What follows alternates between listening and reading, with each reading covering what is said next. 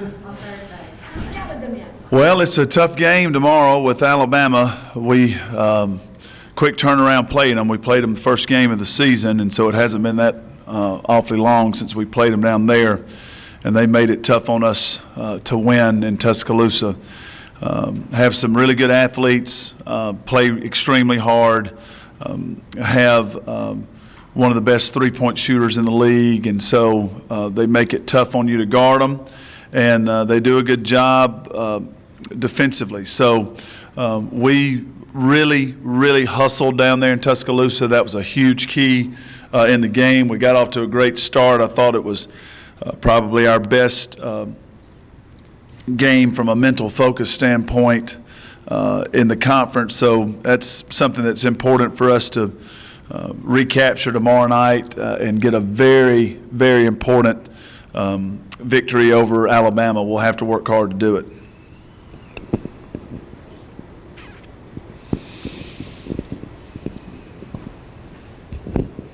Matthew, I think you played more zone in the second half against Auburn than I've seen you play in the last 4 years. Can you talk about the reasoning behind that? And are you having to adjust your defenses a little bit more because of the rules emphasis this year? You know, I'm trying to figure that out. And, you know, as you watch the games from last year, which you do sometimes as you're trying to get ready for an opponent, especially if they have you know, a veteran team, it is different. And I think what the difficulty is trying to figure out, you know, what's legal guarding position and what contacts initiated by the offense and what is, you know, if I'm in my space in a legal guarding position and the offense runs into me and I didn't create the contact, I think that's really what's giving us so much trouble, just trying to figure out what's legal and what's not. It says it, you know, in the rule book that they can't create the contact and the foul be on you. So it's been difficult. You see that being one factor. I think another factor is I think we could play a lot better, a lot harder. We watched film on it yesterday, and so that's not all of it. It's not all the new way the game's being called. A lot of it's on us too, and so. You know, I don't know, though, if the way that it's being called is in our head and it just keeps you from really turning loose and playing, because we were much more active and aggressive in the zone and played with the kind of energy that I wish we would play in man-to-man. So it's a bit of a conundrum for me right now. I'm trying to figure that out. And you know, but we'll get it figured out. One way or the other, we're going to find a way to stop people. We have good defenders. We have good athleticism. We have good quickness. We have some good defensive fundamentals. So if it, you know, has to be a little bit more multiple right now, I think we have the team that can make that adjustment. And I was extremely proud of the players. We probably played more zone minutes wise in the game than we'd practiced it. So I mean, it was a good job of them hustling and making an adjustment in the game. And so we're working on that more now, and so it may become a big part of what we do. I don't know, trying to figure that out from a coaching standpoint right now.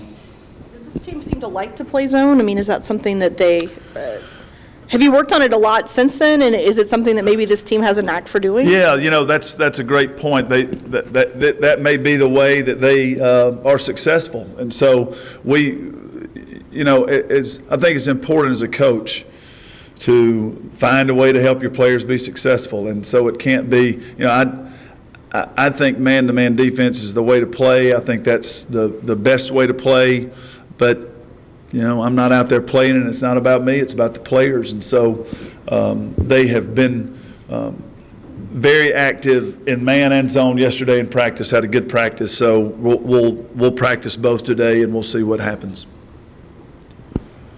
The NCAA put out like a statistical analysis of the first 18 games this season versus last season and who benefited more percentage-wise and all that. South Carolina seems to benefit the most. Like they're up 10% field goal percentage than last season.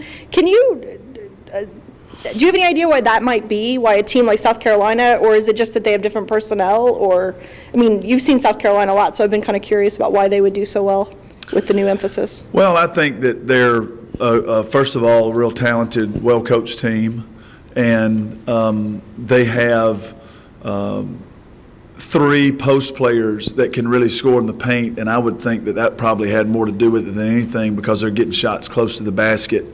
And Ibiam has really improved. Welch, I think I may have voted her for preseason player of the year. I just think she's one of the great players in the country and in our league.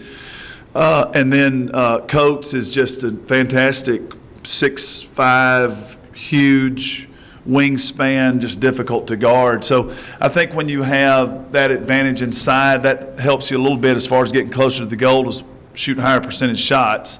I certainly that would just be a guess on my part, but they have really good players and have played well. So that would probably be my guess. I haven't paid a lot of attention to specifically why that is, but if scoring is the key to getting people in the stands or whatever that may be, is what the NCAA thinks, and I think that the change has produced some more scoring, so maybe that's a good thing. I know we really got to try to work hard to figure out where we can improve right now defensively, because I really think that's a big part of our struggles is just defensively we're having a hard time getting off to a good start, and I think offense and defense kind of feed off of each other. So I'm certainly hoping we can shore up our defense right now. You mentioned playing Alabama on a quick turnaround. Are there any unique challenges that come along with that? I think that probably it's a little bit easier than when you have a long time. I think it's pretty fresh on the player's mind, so I don't think it's a real big I certainly don't think it's that much of a negative. I think it'll be fresh in our players' minds of what they can do and what they're capable of doing, and so that'll be probably an advantage for us at this point in the season right now.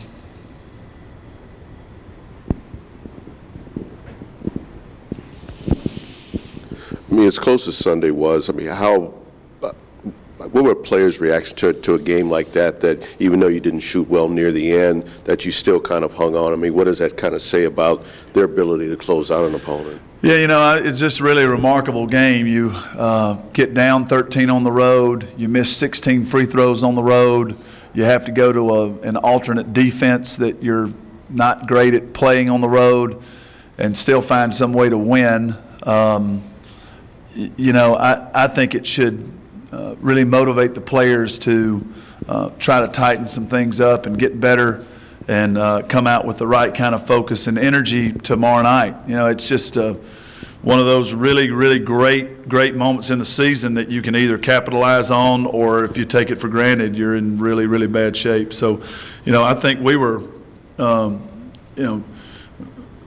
as coaches, trying to emphasize how humble we have to be right now. We're not certainly clicking on all cylinders, and we have to really, really look deep inside and see what you need to do day to day in practice, because you look at the record or you look at the ranking and all these things that just don't mean anything right now. It's how you're playing on the court is what's very important, and so I just told the players we are just so proud of the part of the effort that got us the victory, and we have to correct the part that got it to a situation where it looked so dire there for a while, 13 down in the first half. So there's reasons that's happening, and those are the things that we have to correct.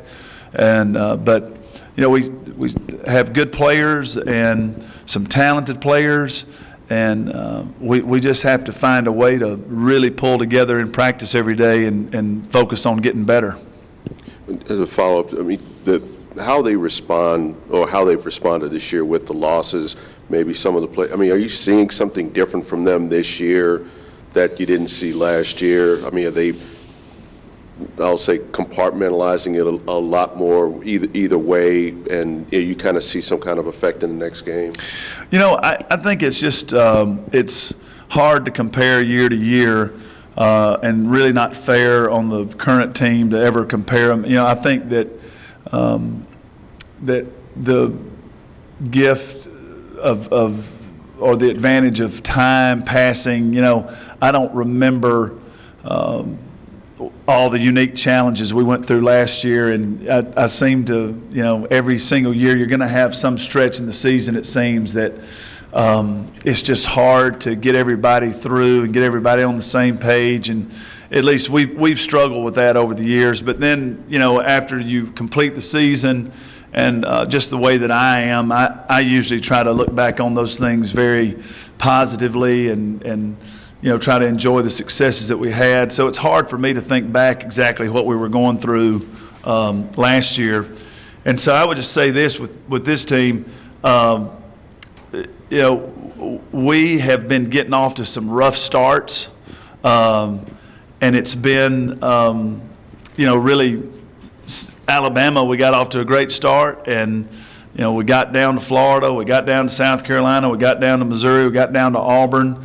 And to me, that is a mental focus issue, and the coaches and the players, we all just have to do a much better job preparing, and that's to me the key, because you get down 8 to Missouri, and then you beat them 19 points for a large part of the game. You get down 13 to Auburn, and you beat them 15 points the rest of the game.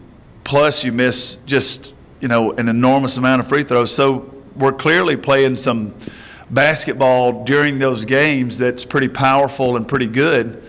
But South Carolina, got down 24 points in the second half, and you cut it back to 9. So there's the talent still is there, and I just think that we need to really work hard to try to get it together from a mental standpoint. And when we do that, I think you'll see us sort of take off and get going. But until that happens, we just have to, as a coaching staff, try to find a way to win games, because I really think at some point you'll see it click. I just don't know that it's really doing that right now.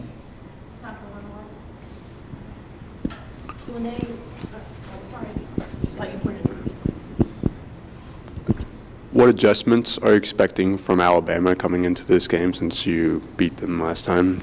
Well, I think that what they'll probably do is go back and look at the film and see where they had some success. They had some success driving the basketball on us. They had some success in their ball screen offense. So I would think that they'll really try to hone in on their places where they were successful, and really try to see if they can exploit some of our defense that hasn't been all that great. So it'll be a real challenge. We need to be very, very sharp on the defensive end of the floor today in practice. Sorry about that, Coach. How can you kind of quantify what Jen's been doing lately? I mean, becoming the leading scorer. What kind of impact is she having on your game right now? Well, she has a big impact, production-wise, and scores a lot of points for us, and that's so important. And she made some shots at Auburn. The ability just to make shots when a team is tough on defense like Auburn was, and not breaking down a whole heck of a lot, not giving you easy baskets, just the ability to make shots is so important and valuable for our team. And I just want to try to see if Jennifer could really lock in mentally and be focused, razor sharp for every practice and every game, and it's just a struggle for her. She really, really struggles with that. And, as her coach, I just feel like I need to find some kind of way to help her get that in her game, because when that happens, we'll be better. When she can really practice well, we all see how talented she is. I mean, she made some important buckets against Auburn when we were really struggling. So those are so valuable. And but I think she's a big key to us defensively, and just from a leadership standpoint, I think she can give us a whole lot. So I think she can do even better than what she's doing now. Thanks, Coach. Thank you.